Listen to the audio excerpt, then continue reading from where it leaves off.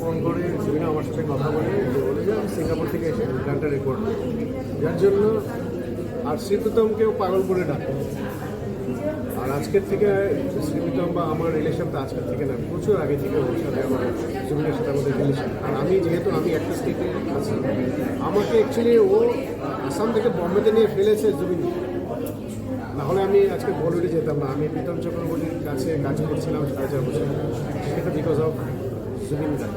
সেটা আমার পুরো লাইফ দিয়ে আজকে what ever I am today because of Zubeen. আজকে ও নেই, ও নেই, হয়তো ও তো শরীরে নেই, বাট মন থেকে ও আমার সাথে সবসময় থাকবে।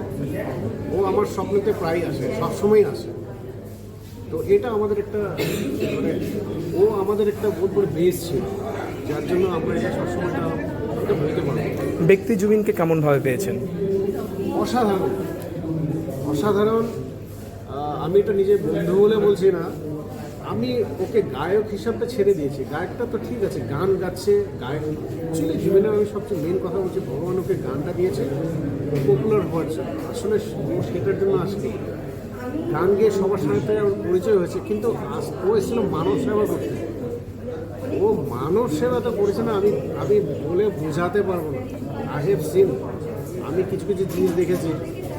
এরকমও করেছি, প্রীতম বললো না ঘুমিয়ে আছে, সবাইকে বুঝে বুঝে পয়সা দিয়ে যাচ্ছে, প্রীতমের গানের পয়সা। তো এইসব অনুভূতি, এইসব মানে বলে বলে বোঝানো যাবে।